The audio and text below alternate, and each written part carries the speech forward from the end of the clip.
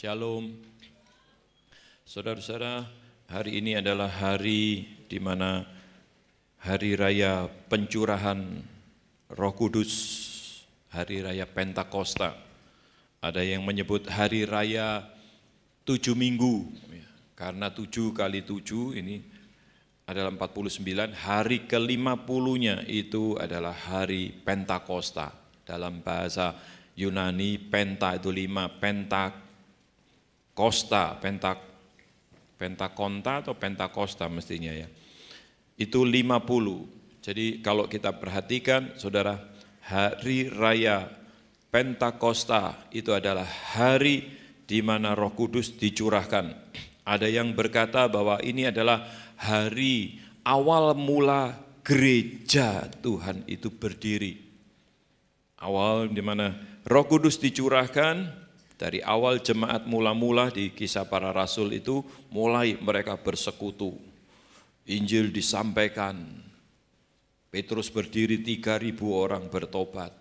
Membangun satu persekutuan, mereka sehati berdoa, belajar firman Tuhan, ya, memecahkan roti bersama-sama, dan itu yang dikerjakan oleh jemaat yang mula-mula. Kenapa disebut jemaat mula-mula? Karena itu awal mula di mana Roh Kudus dicurahkan dan tinggal atau diam di dalam setiap orang yang percaya. Saudara, kalau di dalam perjanjian lama Roh Kudus itu hinggap, kalau tinggal di dalam kita, abide in us, tinggal di dalam kita. Ini awal mula diawali dengan pencurahan Roh Kudus. Ya, ada yang berkata ini ulang tahunnya gereja, katanya. Hari Pentakosta. Saudara, kita akan belajar tentang apa yang berhubungan dengan Roh Kudus, peranannya, rencana Bapa, dan sebagainya. Selama seminggu kita sudah belajar melalui relay doa ini ya, kita sudah banyak membicarakan tentang Roh Kudus. Saudara, nanti sambil jalan ini saya akan juga ulangi hal-hal apa yang sudah disampaikan oleh teman-teman hari pertama, hari kedua, hari ketiga, hari keempat, dan seterusnya. Saudara, hari raya Pentakosta sebetulnya melalui pencurahan Roh Kudus, Tuhan itu punya rencana untuk memulihkan. Satu pemulihan itu bukannya sesuatu yang baru. Kata pemulihan, adanya kata pemulihan itu berarti sudah ada, cuman terjadi penyimpangan-penyimpangan dari rencana semula. Nah, kata pemulihan itu artinya dikembalikan pada asalnya atau pada mulanya. Rencana Tuhan itu apa? Itu kata pemulihan. Banyak orang tidak ngerti pemulihan apa? Karena Tuhan sudah punya rencana, tapi rencananya ini sudah berbelok jauh. Nah, untuk mengembalikan itulah yang disebut pemulihan. Nah, ini hanya bisa dikerjakan oleh Roh Kudus. Tidak mungkin satu organisasi atau pengetahuan kita tentang Alkitab dan atau sehebat-hebatnya orang yang punya karisma mau membawa kembali pada rencana Tuhan. Tidak mungkin, saudara. Karena yang menyimpangkan ini adalah kuasa si jahat atau setan yang menjadi lawan atau musuh orang-orang percaya. Dibelokkan. Makanya ada kata pemulihan. Kembali kepada rencana Tuhan yang pada mulanya. Tuhan punya rencana, Tuhan sudah menetapkan. Jadi sebetulnya apa yang dikatakan oleh pengkhotbah, saudara, tidak ada yang baru di dunia ini, itu betul, saudara. Tidak ada yang baru di dunia ini. Karena sebetulnya sudah ada. Yang ada sekarang ini dulu sudah ada. Kenapa Tuhan memulihkan? Karena sebetulnya Tuhan sudah berencana. Blueprint-nya Tuhan itu dari awal sudah ada. Master plan-nya Tuhan itu dari awal sudah ada. Tapi karena adanya penyimpangan-penyimpangan, perlu dipulihkan kembali kepada asal mulanya. Makanya pengkhotbah dengan hikmat yang Tuhan berikan berkata, tidak ada yang baru di dunia ini sebetulnya. Coba kita baca beberapa ayat ini, saudara. Pengkhotbah pasal yang pertama, ayat 9 sampai 11, di situ dikatakan, apa yang pernah ada, akan ada lagi. Dan apa yang pernah dibuat, akan dibuat lagi. Tidak ada sesuatu yang baru di bawah matahari. Adakah sesuatu yang dapat dikatakan, lihatlah ini baru, tetapi itu sudah ada dulu, lama sebelum kita. Kenang-kenangan dari masa lampau tidak ada, dan dari masa depan yang masih akan datang pun tidak akan ada kenang-kenangan yang pada mereka hidup sesudahnya.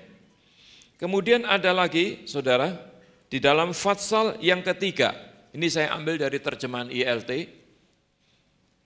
aku mengetahui bahwa apapun yang Elohim lakukan akan tetap ada untuk selamanya. Tidak ada apapun untuk ditambahkan padanya atau dikurangi daripadanya. Dan Elohim melakukan itu agar manusia takut akan Dia.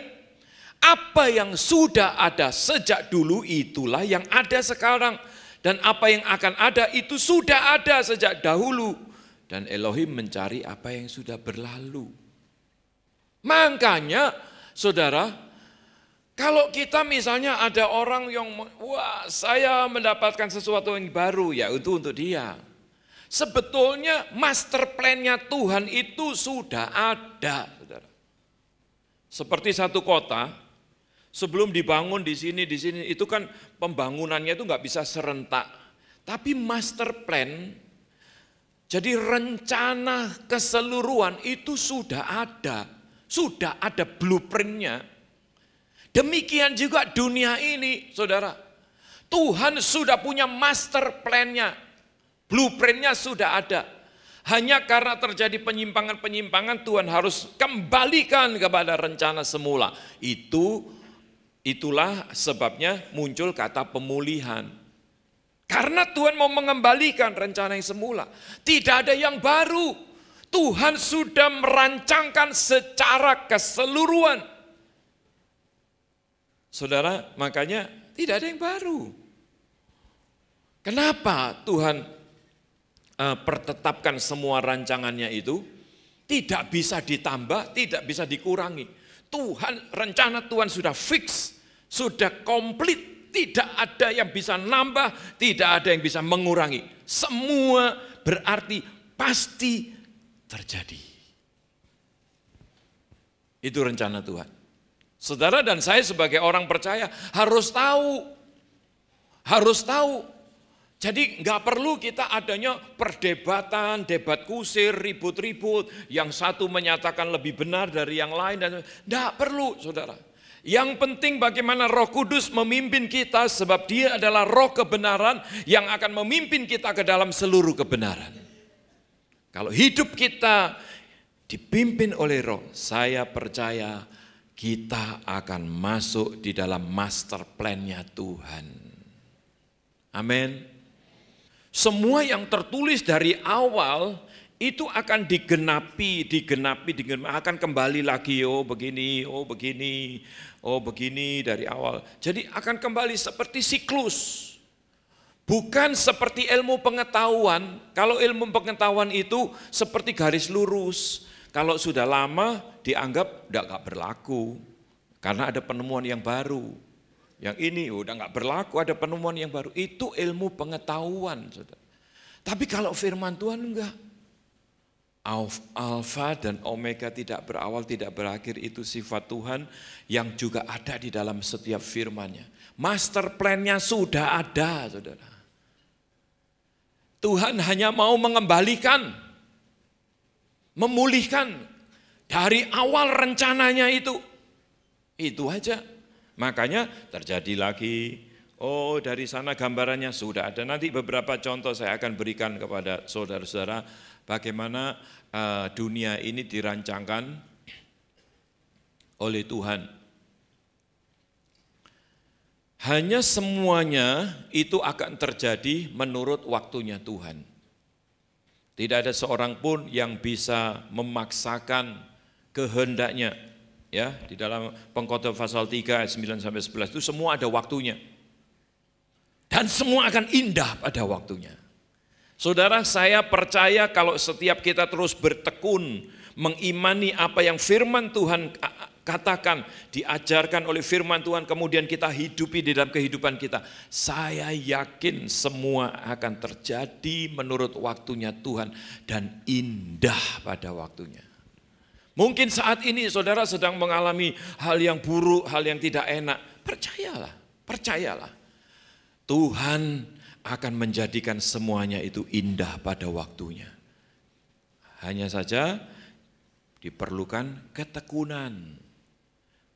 Tidak menyimpang dari jalan-jalan kebenaran. Kemudian tetap taat, tetap mau menuruti apa yang firman Tuhan katakan. Tetap mau berjalan di dalam kehendak Bapa.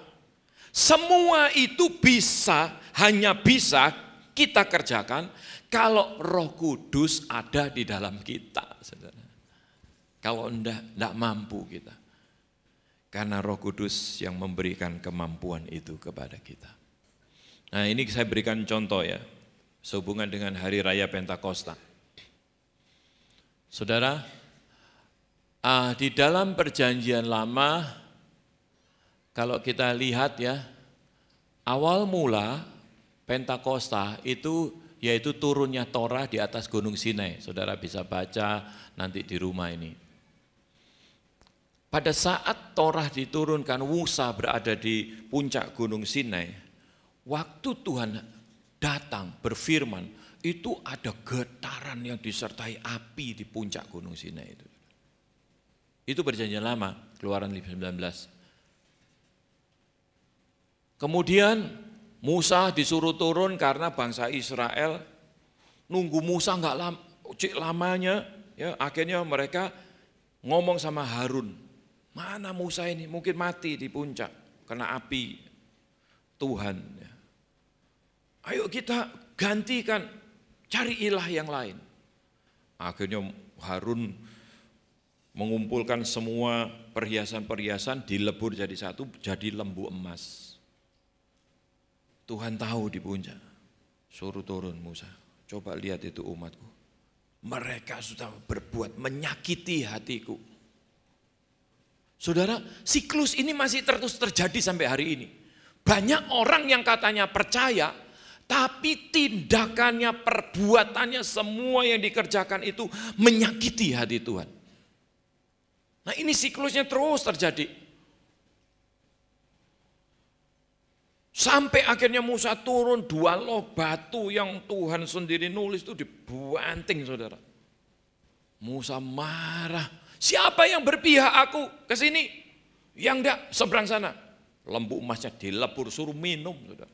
3.000 orang mati. Nah di dalam Perjanjian Baru kita lihat saudara, Roh Kudus dicurahkan di Gunung Sion itu. Di Yerusalem itu di puncak, di Gunung Sion itu. Di Bukit Sion. Ya tentu bukan Bukit Sion sini saudara. Bukit Sion sana. Tapi tidak tahu kalau ini adalah satu tindakan profetik bahwa di Bukit Sion ini juga, ya, iya kan? Amin. Waktu Roh Kudus turun, ada tiupan angin yang besar dan ketika Roh Kudus dicurahkan itu akhirnya seperti api-api, lidah-lidah api ada di atas kepala setiap orang. Api. Roh Kudus sering digambarkan angin, nafas, api, yaitu Roh Kudus.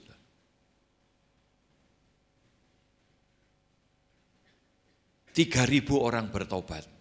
Jadi kalau kita lihat ya, waktu Petrus berdiri, mereka menyangka orang-orang ini mabuk anggur dan sebagainya. Petrus berdiri dengan penuh Roh Kudus dan dia katakan kami tidak mabuk anggur, tapi kami penuh Roh Kudus. Tuhan Yesus yang telah kau salib itu sudah naik ke surga, sekarang duduk di sebelah kanan Bapa.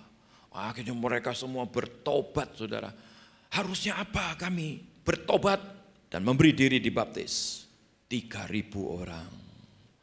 Kalau dulu waktu Torah diberikan 3.000 orang mati. Sekarang diganti dengan 3.000 orang mau percaya Tuhan. Ini kayak siklus gitu. Masih banyak kesamaan-kesamaan yang diulang dan terjadi, saudara. Makanya kalau kita belajar firman Tuhan itu ya, ada orang yang tidak mau, perjanjian lama sudah tidak berlaku katanya. Loh. Saudara, waktu minggu kemarin ada disampaikan, waktu Tuhan Yesus berkata bahwa Roh Kudus itu roh kebenaran, akan memimpin kita ke dalam seluruh kebenaran. Dan yang dimaksud kebenaran semua.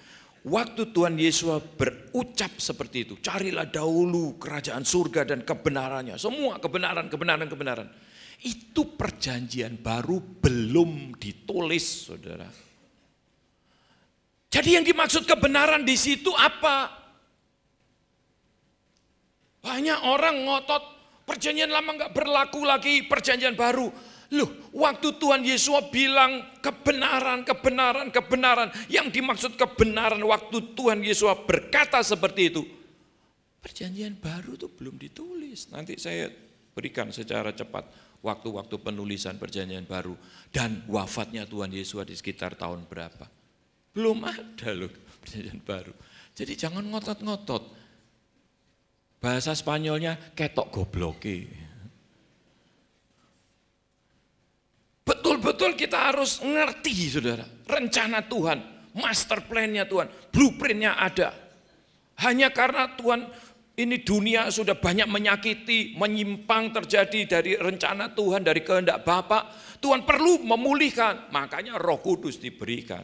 Sebab tanpa Roh Kudus tidak mungkin seseorang bisa pulih. Ini tujuan Roh Kudus dikirim. Untuk menulis Torah, kebenaran itu di dalam hati. Kalau saudara lihat Ibrani pasal 8 ayat 10, Ibrani 10 ayat 16. Aku akan menulis kebenaran itu di hati mereka. Bukan lagi di loh batu, tetapi di loh hati. Roh Kudus aja saudara yang bisa menggoreskan setiap kebenaran firman Tuhan di dalam hati kita. Setiap saudara yang kebenaran itu sudah tergores di dalam hati, Amsal akan katakan dari hati terpancar kehidupan. Maka yang terpancar ini adalah kebenaran-kebenaran firman Tuhan. Kata kebenaran di situ bukan eklesia. Yang dimaksud kebenaran di situ adalah kebenaran yang dilakukan, ada actionnya. Jadi bahasa Yunaninya itu dikaios onai, bukan eklesia.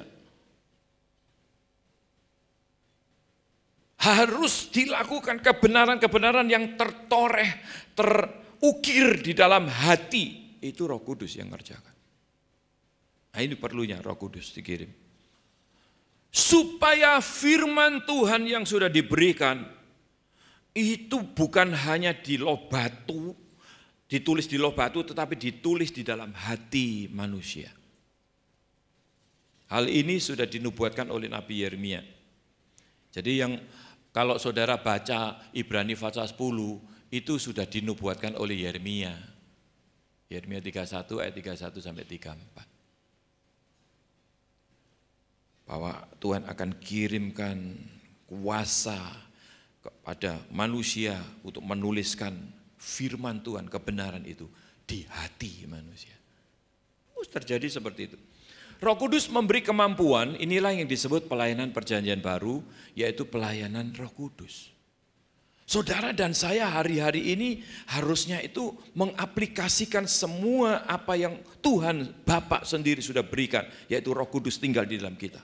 Dalam pelayanan kita, dalam apapun pekerjaan kita, dalam semua kehidupan kita, harusnya Kita itu betul-betul mengajak atau membiarkan Roh Kudus itu bekerja di dalam kita. Supaya jalan-jalan kita itu tidak menyimpang ke kanan maupun ke kiri. Roh Kudus diberikan itu dengan tujuan. Dengan tujuan. Ya, 2 Korintus pasal, ini kita baca aja, 2 Korintus pasal 3 ini. 2 Korintus pasal 3 ayat 5 dan 6 di situ dikatakan demikian. Dengan diri kami sendiri kami tidak sanggup untuk memperhitungkan sesuatu seolah-olah pekerjaan kami sendiri. Ini Rasul Paulus yang ngomong. Tidak. Kesanggupan kami adalah pekerjaan Elohim. Ialah membuat kami juga sanggup menjadi pelayan-pelayan dari suatu perjanjian baru yang tidak terdiri dari hukum yang tertulis, tetapi dari roh. Sebab hukum yang tertulis mematikan, tetapi roh menghidupkan. Yang dimaksud di sini bukannya mematikan, tidak berguna. Sekarang perjanjian baru, pelayanan roh. Bukan. Roh itu diutus untuk menulis kebenaran-kebenaran yang tertulis di loh batu, itu dikutip atau ditulis, ditorehkan, diukirkan di hati kita. Supaya kebenaran-kebenaran itu dihidupi maksudnya. Bukan tidak diberlakukan. Ya kalau tetap di loh batu, itu hanya sebentuk tulisan. Tapi kalau di loh hati, kemanapun kita pergi akan dibawa, akan kita terapkan dalam kehidupan kita. Amin. Itu yang Tuhan mau, saudara. Sekarang kita ngelihat rencana Tuhan ke depan. Ya saya berharap saudara bisa nangkep, ada banyak, ya bukan banyak, semua rata-rata seperti siklus begitu firman Tuhan itu. Jadi nggak ada yang tidak berlaku. Bahkan Tuhan Yesus sendiri berkata satu iota, yod, dalam bahasa Ibrani yod itu huruf yang paling kecil, yod, koma. Satu iota pun, satu yod pun tidak kuhapus. Tidak kuhapus. Jadi berlaku semua, cuman dipindah dari loh batu ke loh hati gitu. Kalau tetap di loh batu itu mematikan, kalau di loh hati akan memberikan kehidupan. Bukan kebenarannya yang dihapus. Saya lihat ya, saya ajak saudara bisa ngelihat rencana Tuhan ke depan supaya kita bisa ngerti. Jadi Kristen pun tahu, ke gereja pun tahu, belajar firman Tuhan pun tahu, ngerti apa maksudnya. Dipimpin Roh Kudus itu ngerti mau dibawa kemana. Jangan Roh Kudus akhirnya tapi ngomongnya nggak sesuai firman Tuhan, tapi bilang Roh Kudus. Ya, ini bahaya saudara. Ya bahaya. Nanti kalau saya ngomong contoh-contohnya, ngulangi lagi. Saya kira semua sudah tahu lah. Ya setelah dinubuatkan oleh Nabi, Yesaya ini bukan Yeremia. Yesaya 66 ayat 19, ini dibahas kemarin di Reli Doa. Yang hidup pada zaman Raja Yehuda, yaitu Raja Uzia, kira-kira segini, tahun segini. Ini adalah Kisah 1 ayat 8, kamu akan menerima kuasa itu apabila Roh Kudus turun ke atasmu. Itu diulangi di sini ayatnya itu. Zaman para rasul atau jemaat mula-mula kira-kira tahun 30 Masehi. Jadi berapa tahun, saudara? 700 tahun lebih ya. Diulangi. Ini kemarin dibahas sudah. Kemudian Roh Kudus dicurahkan kira-kira sudah 2000 tahun yang lalu. Ini waktu pencurahan Roh Kudus kira-kira tahun sekian, kemudian ini sudah lewat lagi, sekarang sudah tahun 2015, sudah 2000 tahunan sudah dicurahkan. Tujuannya tetap sama, Yohanes pasal 16 ayat 8, ini juga dibahas. Untuk menginsafkan dunia akan dosa, kebenaran dan penghakiman. Kebenaran yang di sini ini bukan kebenaran aletheia. Jadi kebenaran yang dilakukan, dikerjakan, ada actionnya gitu. Yang dihidupi. Yang diperhitungkan Tuhan kebenaran itu loh saudara. Carilah dahulu kerajaan surga dan kebenarannya, itu kebenaran juga. Hal kerajaan surga bukan terdiri dari makanan dan minuman, tetapi terdiri dari kebenaran, sukacita dan damai sejahtera yang dikerjakan oleh Roh Kudus. Kebenaran di situ kebenaran, semua kebenaran-kebenaran yang dihidupi.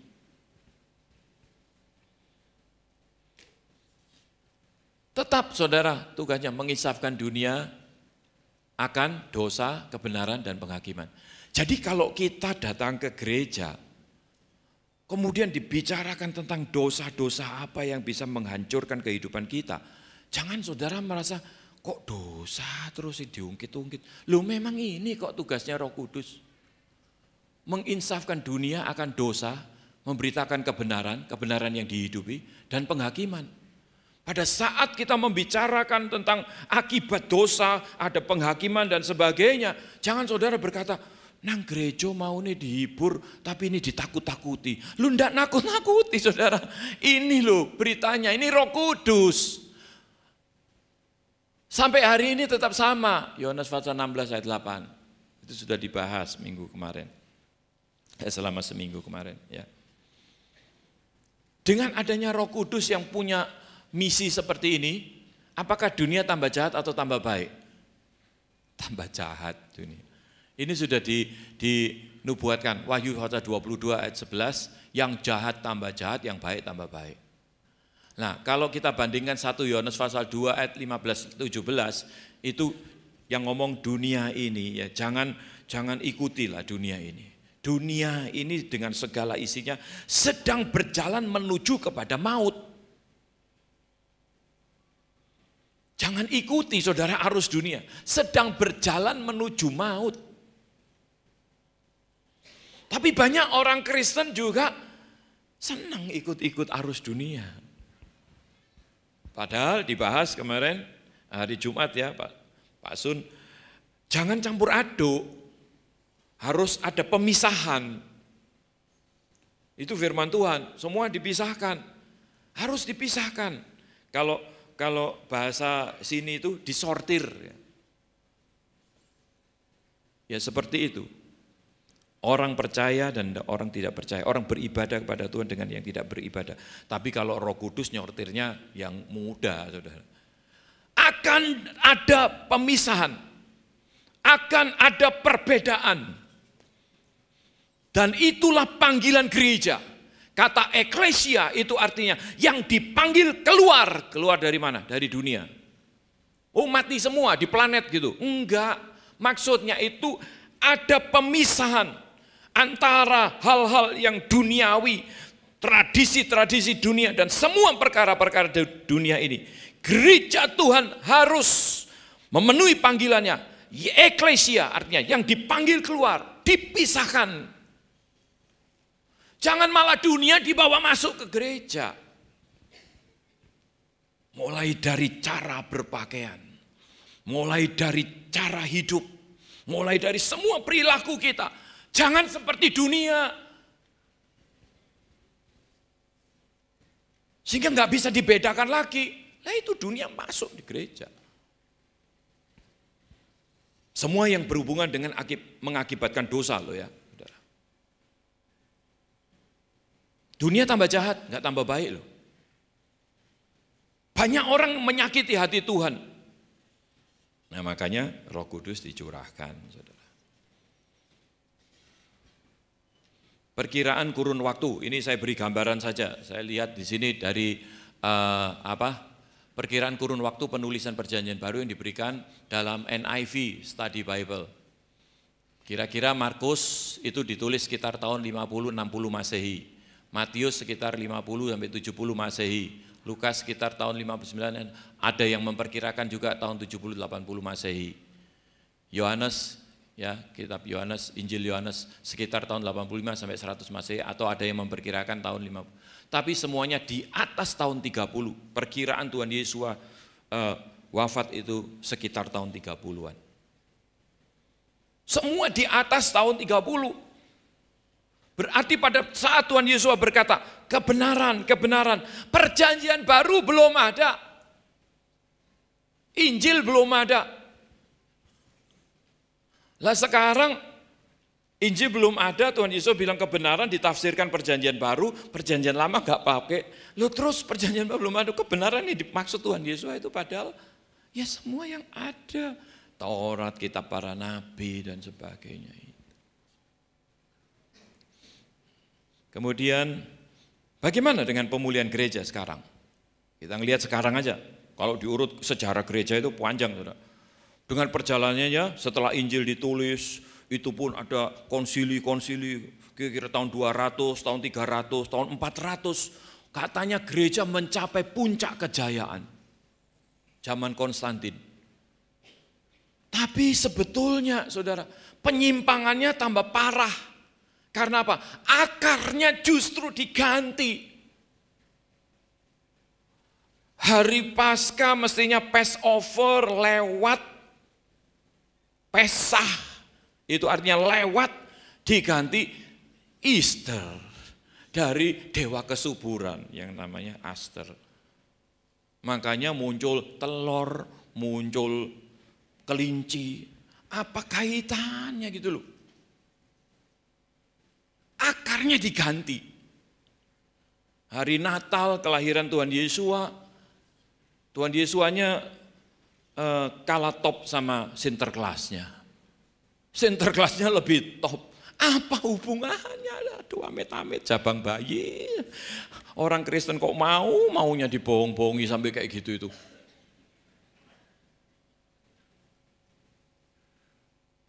Penyimpangannya itu akarnya diganti. Itu sekitar abad ketiga keempat. Akhirnya tambahin, makanya tadi lagu bangun reruntuhan yang berabad-abad. Itu Yesaya 61. Reruntuhannya itu sudah berabad-abad. Memang tidak gampang.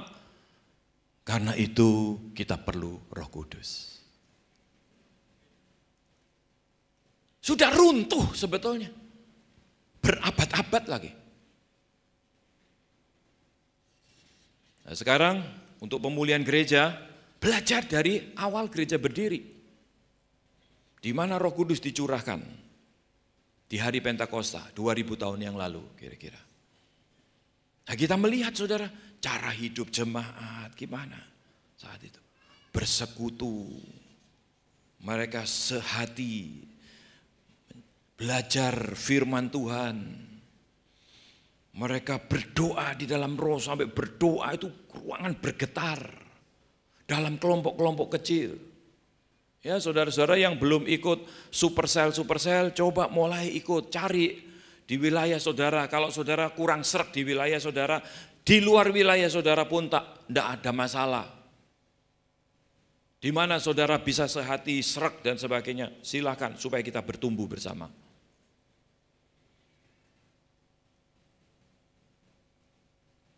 Tentang pemulihan, ini rencana Tuhan loh, ini master plan-nya Tuhan loh saudara.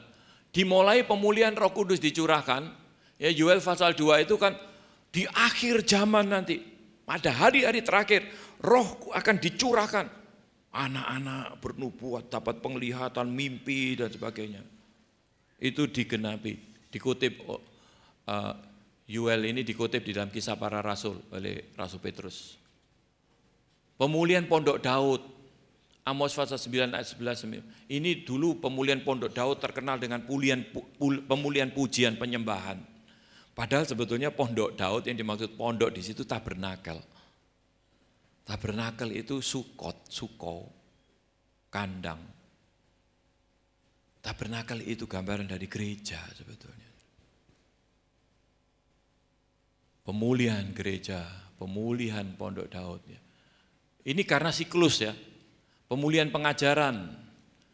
Ini semua bicara di hari Tuhan, hari-hari terakhir. Tuhan akan kerjakan ini. Hari-hari terakhir. Sekarang ini kita sudah mendekati penghujung di ujung zaman, saudara. Zaman akhir maksudnya. Ya ini semua akan digenapi. Pemulihan bibir yang bersih. Oh ini ngeri juga. Saya akan bacakan aja. Sefanya pasal 3 ayat 9, di situ dikatakan begini, tetapi sesudah itu, aku akan memberikan bibir lain kepada bangsa-bangsa, yakni bibir yang bersih, supaya sekaliannya mereka memanggil nama Bapa Yahweh, beribadah kepadanya dengan bahu-membahu. Bangsa-bangsa yang dimaksud itu saudara dan saya loh saudara. Bukan bangsa pilihan. Supaya bangsa-bangsa mengenal siapa Tuhan pencipta alam semesta ini. Ini akan terjadi. Sefanya bukan ya? Oke. Dan ini semua adalah pekerjaan Roh Kudus. Masih banyak yang lainnya. Semua ini hanya bisa dikerjakan kalau betul-betul kita itu dipimpin oleh Roh Kudus. Bibir yang bersih itu artinya dari bibir, dari mulut kita itu tidak terucap sesembahan-sesembahan lain itu, nama sesembahan-sesembahan lain. Supaya bibir kita ini bersih, layak di hadapan Tuhan. Tidak memanggil sesembahan, nama sesembahan yang lain. Itu maksudnya. Hanya nama Bapa Yahweh dikatakan di situ. Tuhan huruf besar semua. Bibir kita supaya bersih. Makanya Keluaran kan berkata, berawas-awas. Nama Elohim lain, Elohim kecil ya. Kalau saya ngomong Elohim lain itu bukan Elohim Bapak di surga, Elohim lain. Yang ditulis ILT, ilah lain. Jangan keluar dari mulutmu, jangan kau sebut keluar dari mulutmu. Najis saudara. Bibir kita harus tetap bersih. Kita sebagai bangsa-bangsa, kita harus genapi ini. Ya, kita bersyukur Tuhan memimpin kita untuk menggenapi. Kalau semua bibirnya sudah bersih, itu perkenanan Tuhan loh. Tahun ini tahun perkenanan untuk visi yang Tuhan berikan 1 tahun ini. The favor of our Lord. Favor, perkenanan. Ayo kita memacu diri untuk terus semakin berkenan. Jangan menambahi sakit hatinya Tuhan. Semua ini hanya bisa dikerjakan oleh Roh Kudus. Ini pekerjaan Roh Kudus. Jadi pentingnya saudara Roh Kudus. Pentingnya Roh Kudus. Saya berharap semua kita selain dipenuhi oleh Roh Kudus, kepenuhan ini harus setiap hari. Saya satu saat nanti akan sharingkan juga ini. Dulu kita lihat itu cuma cukup sekali sudah dimeteraikan, ya meterai, memang meterai. Tapi kepenuhan itu harus setiap hari. Sebab dalam keseharian hidup kita itu kesedot saudara. Kadang-kadang kita itu waktu doa, waktu semangat begitu keluar di dunia nyata, wah ada masalah ini, masalah ini. Inilah rasanya kesedot semua itu.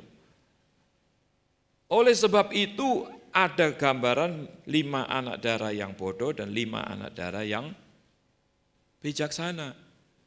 Semua pelitanya menyala. Tapi yang disebut bodoh, mereka tidak punya minyak cadangan. Baru di saat mempelai datang, baru pada ribut cari minyak. Karena apinya hampir padam. Kalau saudara tidak terus menjagai api kita tetap menyala karena minyak ini terus ada. Menghadapi dunia ini bisa minyaknya habis saudara. Minyaknya bisa habis, berkurang. Dan kalau minyaknya berkurang, apinya redup. Ayo coba saudara bayangkan. Kadang-kadang saya aja, udah gak usah kasih contoh orang lain lah, saya aja. Kalau seandainya udah terus bangun roh, terus penuh Roh Kudus, apinya redup. Itu nanti kalau Tuhan datang, baru bingung, begitu waktunya Tuhan sudah datang, baru bingung. Ya di Wahyu itu bilang, belilah daripadaku emas yang murni, minyak untuk melumas matamu. Belilah daripadaku minyak. Artinya pada saat kita itu supaya terus kepenuhan Roh Kudus, ada harga yang kita bayar. Ada harga. Saudara mau berdoa potong waktu, itu harga yang harus saudara bayar.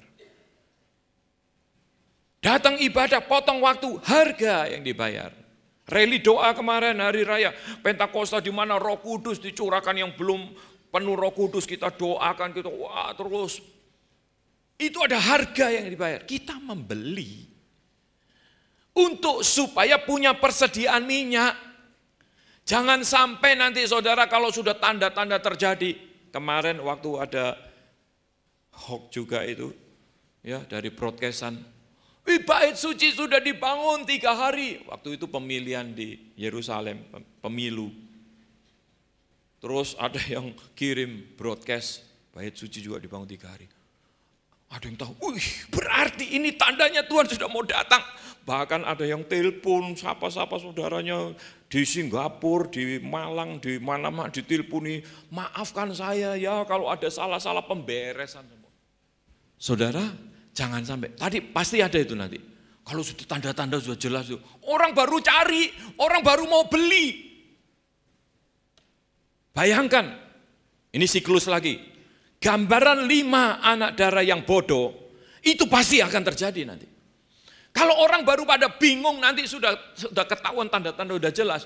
Baru bingung, KKR di mana didatangi, doa terus. Gak mikir apa-apa. Tuhan sudah datang. Tuhan kejar dulu, ketok-ketok pintu. Pintu sudah tertutup bagimu. Itu gambaran 5 anak darah yang bodoh. Itu kayak siklus lagi loh, pasti akan terjadi loh saudara. Tapi yang setiap saat, ya diberkati nggak diberkati, ada masalah nggak ada masalah, cari Tuhan. Itu ngumpulkan membeli minyak cadangan saudara. Woi mempelai datang, ya siapa aja, tinggal ini sudah padam, disuntekin lagi, ayo datang. Yang bodoh masih bingung, doa Tuhan, penuh Roh Kudus, ikut estafet, biasanya cuma 2 jam setiap ini, 2 hari 2 malam doa. Telat saudara. Jangan sampai telat loh ya pintunya. Ini enggak nakut-nakuti loh. Ini ada hari kayak tadi kan Roh Kudus memimpin saya untuk ngomong hari penghakiman kok. Ya, sayang kan. Nah bagaimana saudara caranya? Makanya mulai sekarang kumpulkan minyak cadangan terus. Kapanpun Tuhan datang, kita siap. Amin. Ini dibahas kemarin, Roh Kudus itu termeterai. Dalam Efesus pasal 1 ayat 13-14, di dalam Dia kamu juga setelah mendengar firman kebenaran, yaitu Injil keselamatanmu, di dalam Dia juga kamu yang percaya telah dimeteraikan dengan roh perjanjian yang kudus, yang merupakan jaminan pusaka kita sebagai penebusan kepemilikan menuju pujian kemuliaannya. Ini saya ambil dari ILT, saudara. Meterai itu cap sebagai tanda sah. Kalau saudara punya jual beli, kwitansi atau bayar sesuatu gitu ya, belum ada cap lunasnya, belum sah itu.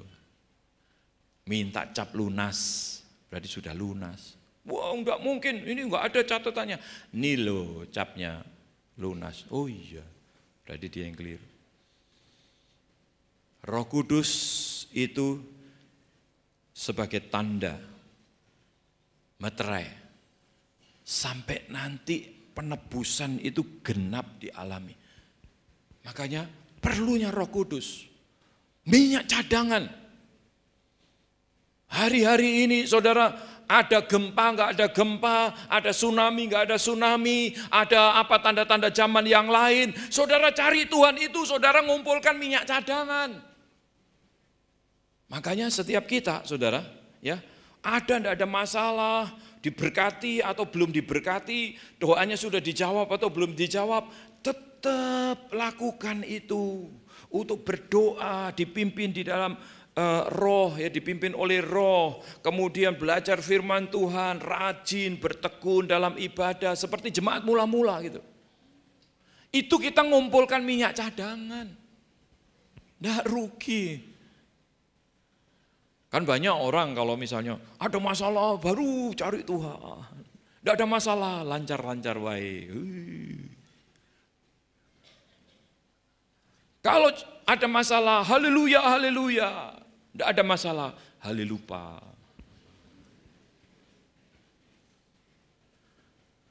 Itu sifat dasar manusia, saudara. Tapi saudara dan saya yang penuh Roh Kudus harus ada perbedaan. Harus ada pemisahan. Jangan campur baur. Semua disamakan sehingga orang itu loh. Orang dunia kalau bisnis sama kita harusnya kan tahu, oh Kristen ini soalnya. Kalau di rumah sakit bisa dibedakan. Banyak dokter itu bisa membedakan. Dok, saya enggak mau dikasih ini, saya berdoa. Oh Kristen ini. Gitu. Sudah ketahuan gitu. Saudara. Tapi kalau bisnis belum. Malah kalau bisnis banyak, padahal dia itu Kristen loh. Tapi kok koyok gitu ya? Wah, nambah, amblek kekristenan saudara. Kita harus menunjukkan ada perbedaan. Makanya libatkan Roh Kudus. Amin. Libatkan Roh Kudus. Heran saudara, saudara sendiri akan ngelihat hasilnya dahsyat luar biasa. Kudus. Juga supaya tidak sesat, Roh Kudus diberikan. Markus 12 ayat 24 itu katakan, kamu sesat sebab kamu tidak mengerti isi kitab suci maupun kuasa daripada Tuhan. Kuasa di situ mewakili Roh Kudus, kitab suci mewakili kebenaran. Firman Tuhan dan kuasa Roh Kudus. Seringkali saya katakan gambarannya seperti Raja Wali. Dua sayap Raja Wali. Ini firman Tuhan sebagai kebenaran, ini kuasa Roh Kudus. Pada saat dia terbang, tidak pernah kan, tidak imbang. Bisa disiapkan, ada klip bagaimana seekor Raja Wali terbang. Supaya kita semua bisa bayangkan. Ini keseimbangan antara firman Tuhan sebagai kebenaran dan Roh Kudus. Roh Kudus diberikan itu supaya ada keseimbangan, supaya kita gereja Tuhan, umat Tuhan tidak sesat. Jadi jangan ngomong-ngomong gampang tentang sesat-sesat. Orang yang gini, oh sesat. Tapi tidak ngerti, kalau tanya sesat itu apa sih definisi sesat. Ini loh Markus 12 ayat 24. Tidak seimbang antara kebenaran firman Tuhan dan Roh Kudus. Silakan kalau bisa ditayangkan klip bagaimana seekor Raja Wali yang terbang itu saudara. Saudara perhatikan dengan teliti Raja Wali terbang. Dia kadang kepakkan sayapnya, dia kadang terus kepakkan. Tapi sama-sama bareng.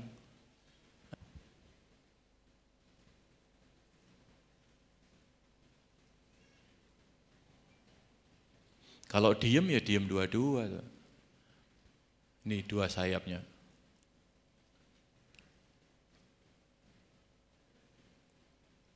Nah, saudara perhatikan terbangnya. No. Kanan kiri seimbang. Itu firman dan roh. Kalau dikepakkan bersama-sama.